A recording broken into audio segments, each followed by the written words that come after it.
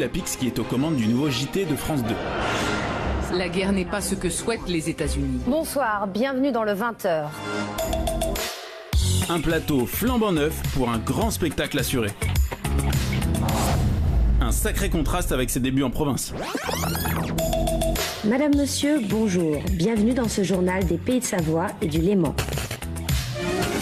Sur TF1 à la même heure, c'est Gilles Boulot qui présente le journal. Bonsoir et bienvenue à tous. C'est le roi de l'audience depuis 2012. T'as beau présenter le 20h, Gilles, t'es un petit peu faux cul aussi de temps en temps. Impeccable, austère et pro, Gilles Boulot, c'est ça. Bonsoir et bienvenue à tous. L'actualité de ce lundi. Ça. Bienvenue à tous. Voici les titres de l'actualité de ce mardi. Ou ça. Voici les titres de l'actualité de ce mercredi. Ou encore ça. De ce jeudi. Bon, en tout cas, vous faites du bon boulot. Alors vous êtes plutôt Gilles ou Anne-Sophie? Alors, est-ce que vous êtes plutôt Gilles Boulot ou Anne-Sophie Lapix? Mettez vos petites pancartes. Et dites-nous chez vous, tiens, sur Twitter, est-ce que vous êtes plutôt Gilles Boulot ou Anne-Sophie Lapix? Et juste après, bien sûr, Soprano viendra nous rejoindre. Gilles Verdez, vous êtes Gilles Boulot, vous restez Gilles Boulot. Bien sûr. Ce qu'a dit Maxime Guény est proprement hallucinant. Anne-Sophie Lapix était froide, même glaciale, déshumanisée. J'avais l'impression qu'une machine présentait le journal. Mais non. Je ne regarde pas un 20h pour ça. Ce plateau immense, je m'en fous. Je veux l'humanité de Gilles Boulot, mais par pitié pour France 2, rendez-nous Pujadas. Oh non, mais bravo. Il est sur LCI, là, voilà, vous voyez des... C'est triste. Un plateau immense comme ça avec Pujadas, tu vois un peu le... On l'adore. Alors, Valérie Benaïm, Anne-Sophie Lapix. Oui, parce que contrairement à Gilles, moi je l'ai trouvé absolument parfaite. Gilles Boulot, il est très bien, mais il est tellement anti-star que ça en devient terne. Exactement. En revanche, moi je trouve que Anne-Sophie Lapix, elle va insuffler... Oui, pardon. Il y a quand même l'autre derrière qui passe, fait. Exactement. Et je trouve que, évidemment, elle ne peut pas être bondissante, souriante, comme dans C'est à vous. Elle ne peut pas, puisque l'exercice ne lui permet pas. En revanche, elle est juste suffisamment souriante quand il le faut, elle est suffisamment chaleureuse quand il le faut, et elle est charismatique comme il le faut. Benjamin Castaldi. Moi, je trouve que c'est une excellente recrue. Ça fait depuis 89 qu'il n'y a pas eu une femme à la tête du 20h. Ouais. Sur France 2. Sur France Télé. Christine Kratz. Je la trouve souriante, je la trouve au contraire très chaleureuse et je me régale de la voir. Et en même temps, j'adore Pujadas, mais comme il a fait une excellente rentrée sur LCI, on a les deux, c'est très bien. Qu'est-ce qui se passe, Gilles? Non, mais vous ne croyez même pas ce que vous dites, Benjamin Castaldi. C'est pas possible. Vous la trouvez souriante. Ah oui. Regardez, ces quatre Lapix-là, vous suivez un effet de mode. Pas du Les tout. chiffres vont Non, vous non, démentir non, dans 3 pas du semaines tout. et vous viendrez vous excuser seulement les platement. chiffres. Je refuserai vos excuses. Les chiffres vont augmenter. Alors, Jean-Michel. En plus, Gilles, tu dis vraiment n'importe quoi. Tu dis qu'elle était triste, sévère pendant la présentation. C'est les sujets qui étaient graves. Mais Elle oui, a on commencé parle de la sur Corée du JT Nord. en parlant de la Corée du Nord, sur la menace oui. de la Corée du Nord. Elle n'a pas commencé à se sourire en faisant des galipettes. Ouais, c'est vrai. Les sujets qui étaient graves. Allez, c'est génial. Il y a la Corée du Nord qui veut pas lancer une bombe. C'est tout l'amour, putain. Allez, c'est génial. On y va. Et au même moment... Tire. Tire là-dessus, c'est Kim Jong-un qui a pété. C'est génial.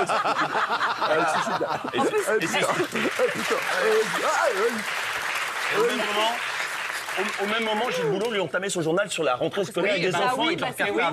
C'est tous les Français. Mais non, mais Il y a deux écoles, tu regardes ou TF1, France 2, moi je préfère alors, la ligne éditoriale, la rentrée, c'est tout. Chérie, j'aimerais avoir l'avis quand même. Techniquement, c'est compliqué de regarder deux chaînes en même temps, en plus. Merci, monsieur. Rachid, on aimerait avoir votre analyse parce que vous, quand même, vous avez été à la tête du JT, vous, Lapix. Lapix, tout d'abord parce qu'elle a très bien réussi son passage de C'est à vous à ça. Elle avait déjà fait. Tout à fait, mais le passage immédiat comme ça, c'était très bien. Sur le fond, parce que vraiment, il y a des choses intéressantes qui sont dites, il me semble qu'il est plus intéressant effectivement de commencer par la Corée du Nord que par la rentrée, tout simplement parce que la rentrée, tout le monde l'a faite le matin. On n'a pas besoin de voir à la télévision le soir la rentrée. En revanche, de voir ce qui se passe... J'y arrive. En revanche, de voir ce qui se passe en Corée du Nord et d'en expliquer les tenants et les aboutissants, c'est extrêmement important parce que c'est grave ce qui se passe. Alors après, effectivement, pas d'accord avec Maxime qui dit que la ligne éditoriale n'a pas changé. Si, elle a changé par rapport au journal de David, qui était plus un journal genre chaîne d'information. Et là, on a décidé, on fait des choix, on dit ce qui nous semble grave aujourd'hui, c'est la Corée. Alors, on a une petite info qui dit que Anne-Sophie Lapix, elle n'est pas rédactrice en chef de son JT comme l'était David Pujadas, donc elle n'a pas complètement la main sur le JT. Est-ce que Gilles Boulot, il a la main sur le JT complètement ou pas, lui Oui.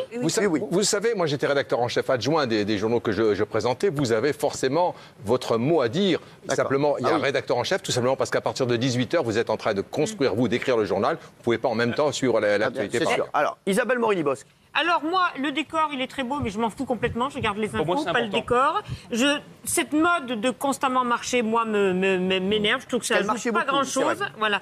Les 8 minutes de Corée, je trouvais que c'était bien de commencer par la Corée. 8 minutes, c'était trop long. Et à part ça, elle est absolument parfaite. Mais moi, je reconnais que je l'aime mieux dans un exercice qui est plus amusant. Plus divertissant. Voilà. Et puis moi, Gilles Boulot me va très bien. Je trouve pas qu'il est austère. Je trouve qu'il a du second degré. Donc moi, ça me va très bien. Puis la météo est meilleure sur TF1 que sur France 2. Donc moi, je reste fidèle à TF1. Caro Iturbi. Pour moi, elle a été surpromue par France 2. Du matin au soir, on a eu des bandes annonces. C'est normal, Caro. C'est normal. Parce qu'il y a eu un très gros effet de curiosité pour le premier JT d'Anne-Sophie Lapix. Je le reconnais, moi aussi, je l'ai regardé, mais je l'ai trouvé scolaire, classique, tendu, froide. J'ai trouvé qu'elle se cachait derrière les lancements de sujets. C'est-à-dire qu'on n'a vu aucune interview, pas d'invité. Bon, voilà, ça faisait un peu. Je lance mon JT, je me cache derrière mon stress. Après, elle fait très bien l'exercice. Mais je trouve que c'est plus un truc de curiosité que d'une vraie performance. Titoff. Moi, perso, j'ai regardé TPNP, donc... J'adore.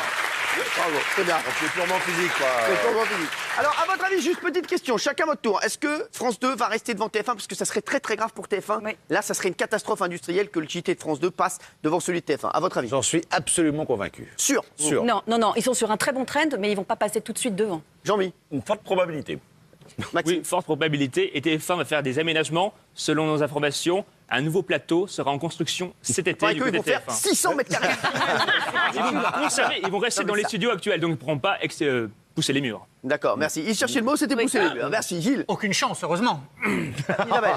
Si, la logique voudrait qu'elle reste à un très fort niveau, mais je pense que ça va redescendre un peu. Rachid. J'aime pas faire des prévisions, surtout quand elles concernent l'avenir, mais il me semble que pendant... Les prévisions, souvent sur l'avenir. Vous avez remarqué, c'était de l'humour, mon cher Cyril.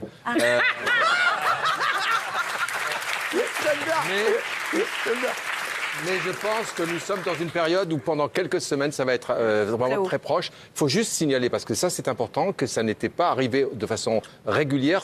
La dernière fois où France 2, Antenne 2 était devant, c'était dans les années 80. Donc c'est un vrai événement. Avec David c'est arrivé deux fois. Pas aussi régulièrement, c'est arrivé quelques fois.